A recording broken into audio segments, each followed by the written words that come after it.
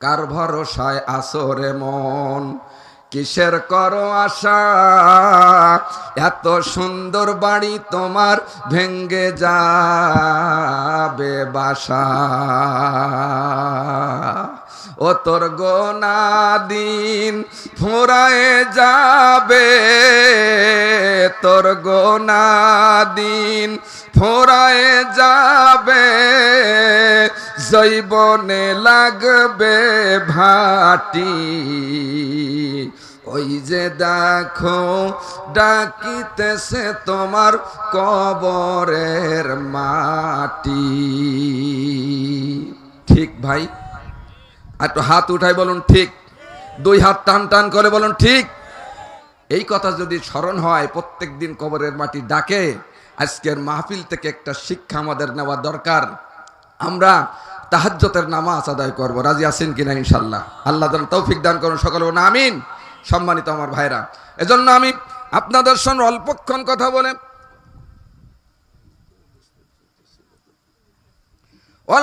কথা বলে আমি আপনাদের সামনে থেকে বিদায় গ্রহণ করব। আমার ভাইয়েরা, এই পৃথিবীর থেকে আমাদেরকে বিদায় নিতে হবে। সঙ্গে কোনো মানুষ যাবে না, সঙ্গের কোনো মানুষ সাথী হবে না। একা একা বছরের পর বছর, শতাব্দীর পর শতাব্দী চলে যাবে, কবরের জীবন শেষ হবে না। একটি ঘটনা বলে আমার সংক্ষিপ্ত আলোচনার দিকে আমি চলে আসি। আমার ভাইয়েরা, এটা মিশকাতুল মাসাবি শাহ ওয়ালিউল্লাহ মুহাদ্দিস দেহলভী রাহমাতুল্লাহ আলাইহি ইনি আযাবুল কবরের অধ্যায়ের প্রথমে এই হাদিসটা নিয়ে এসেছেন হযরতে সাদ রাদিয়াল্লাহু তাআলা আনহুর একটি ঘটনা। ভাইরা আমার, আল্লাহ রাসূল সাল্লাল্লাহু আলাইহি ওয়াসাল্লামের একজন জালিলাতুল কদরি সাহাবী ছিলেন হযরতে সাদ রাদিয়াল্লাহু তাআলা আনহু। জোরে একবার বলেন সুবহানাল্লাহ। হযরতে সাদ আল্লাহর নবীর নিকটবর্তী হয়ে যায়। আল্লাহ রাসূলকে বললেন, ইয়া রাসূলুল্লাহি, আমার জীবনের একটি আশা, আমার জীবনে একটি আকাঙ্ক্ষা, আমি যেন যুদ্ধের ময়দানে শহীদ হয়ে যাই। আপনি আমার জন্য দোয়া করেন, আমি যেন যুদ্ধের ময়দানে শহীদ হয়ে যাই। হঠাৎ করে একটি যুদ্ধের ডাক এসে গেল। ডাক এসে গেলে প্রস্তুতি গ্রহণ করলেন। আল্লাহর নবীর কাছে বললেন, ইয়া রাসূলুল্লাহি, আমার জন্য আপনি একটু দোয়া করে দিন, আমি এই যুদ্ধের ময়দানে শহীদ হয়ে যাই। আল্লাহ রাসূল দোয়া করে দিলেন, আল্লাহ তারকে তুমি কবুল করে নাও। জোরে একবার বলুন আমিন। হযরত সাদ রাদিয়াল্লাহু তাআলা আনহু এবার যুদ্ধের ময়দানে চলে গেলেন। যুদ্ধ করতে করতে অসংখ্য কাফের মুশরিকদেরকে জাহান্নামে পৌঁছায় দিয়ে আল্লাহর রাসূলের নিকটবর্তী হয়ে বললেন, ইয়া রাসূলুল্লাহি, আমি আপনার কাছে এসেছি, আমি অসংখ্য কাফেরদেরকে আমি জাহান্নামে পাঠিয়ে দিয়েছি, আমি আর একবার এসেছি আপনার কাছে দোয়া নেওয়ার জন্য, এই যুদ্ধের ময়দানে আমি যেন শহীদ হয়ে যাই। আল্লাহু আকবার। সম্মানিত আমার প্রাণপ্রিয় ভাইরা, এই অবস্থার মধ্য দিয়ে দোয়া করে দিলেন আল্লাহ রাসূল। যুদ্ধের ময়দানে চলে গেলেন। এক পর্যায়ে যুদ্ধ সমাপ্তি হয়ে গেল, যুদ্ধ পরিসমাপ্তি হয়ে গেল। যুদ্ধের ময়দানে আল্লাহ রসুলের সাহাবীরা যত মানুষ শহীদ হয়েছেন সকলকে একত্রিতকরণ করলেন। আল্লাহর নবী সকলের দিকে লক্ষ্য করে বললেন, এ আমার সাহাবীরা, আমি সবাইকে দেখতেছি, কিন্তু হযরতে সাদের চেহারাটা আমি দেখি না। আমার ভাইরা, এইভাবে করে যখন বললেন, সাহাবীরা হযরতে সাদের লাশটা ওই যুদ্ধের ময়দানে খুঁজতেছেন। খুঁজে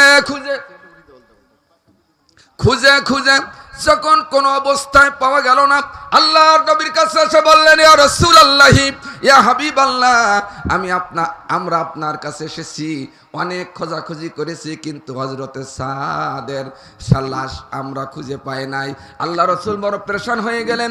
আল্লাহ রাব্বুল আলামিন হযরতে জিবরাইলকে বলেন, এ জিবরাইল, যা আমার বন্ধু পেরেশানের ভিতরে, যখন আল্লাহু আকবার, পেরেশানের ভিতরে আছে, আমার বন্ধুকে জানিয়ে দিয়ে আসো হযরতে সাদের শহীদটাকে আল্লাহ রাব্বুল আলামিন এত কবুল করেছেন, দুনিয়ার কোনো পানি দ্বারা হযরতে সাদের গোসল করানো হবে না, হযরতে সাদের গোসল করানো হবে আল্লাহর জান্নাতের নহরের পানি দিয়ে। আমার ভাইরা, এক পর্যায়ে গোসল হয়ে গেল। আল্লাহর নবী উপরের দিকে তাকালেন, সাহাবীদেরকে বললেন, সাহাবীরা রে, আমি যেটা দেখি তোমরা দেখো না, আমি যেটা শুনি তোমরা সেটা শোনো না। আমি দেখতে পাচ্ছি হযরতে সাদের লাশ 1-2 জন ফেরেশতা বহন করে নিয়ে আসে না, আসমান থেকে জমিন পর্যন্ত সিঁড়ি লাগাইছে। প্রায় 70,000 ফেরেশতারা সিঁড়ি লাগাইয়ে আসমান পর্যন্ত দাঁড়িয়ে হযরতে সাদের লাশকে জমিনে নিয়ে আসতেছে। হযরতে সাদের লাশ যখন জমিনে আনা হলো, সাহাবা একরাম দৌড়ে গেলেন। দৌড়ে যাওয়ার পরে দেখলেন হযরতে সাদের লাশ জমিনের উপরে আছে। জান্নাতের পোশাক আল্লাহ কাফন পরেই দিলেন, আর তার দাড়ি এবং চুল মোবারক দিয়ে জান্নাতের পানি ঝরঝর করে পড়তেছে। সাহাবীরা বললেন, ইয়া রাসূলুল্লাহ, এত সুগন্ধি পৃথিবীতে আমরা অনুভব কোনোদিন করতে পারি নাই। ইয়া রাসূলুল্লাহ, জান্নাতের সুঘ্রাণ আমরা খুঁজে পেয়েছি। আল্লাহ রাসূলের নিকটে উপস্থিত করলেন। আল্লাহ রাসূল জানাজার জন্য দাঁড়িয়ে গেলেন, খাটটা সামনে করে রেখে গেলেন। আল্লাহ রাসূল আঙ্গুলটা উঁচু করে দাঁড়িয়ে গেলেন। সাহাবা একরাম জিজ্ঞাসা করলেন, ইয়া রাসূলুল্লাহ, এত জানাজা আপনার সামনে জীবনে পড়েছি, কিন্তু আপনি তো এইভাবে কোনোদিন জানাজা পড়েন নাই, বৃদ্ধ আঙ্গুলটা উঁচু করে দাঁড়িয়ে গেছেন কোন কারণে? আল্লাহ রাসূল বললেন, সাহাবীরা শোনো, হযরতে সাদের জানাজায় এত ফেরেশতা উপস্থিত হয়েছেন, আমি জমিনে পা রাখতে পারতেছি না। হযরতে সাদের জানাজা হয়ে গেল।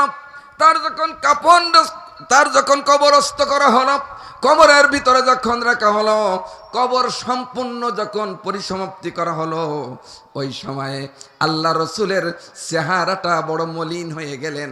কিছুক্ষণ পরে দোয়া পড়লেন, ইস্তেগফার পড়লেন, আল্লাহর কাছে দোয়া করলেন, রব্বুল আলামিন, যার উপরে তুমি খুশি হয়ে আল্লাহ তোমার আরশের পানি দিয়ে যারে গোসল করেছো, আর আমরা দুনিয়ায় তার উপরে খুশি ছিলাম, কিন্তু আল্লাহ হযরতে সাদের কবরে কেন আযাব হয়?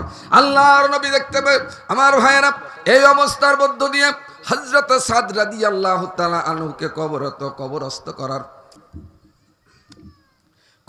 করার পরে যখন তাকে রাখা হলো,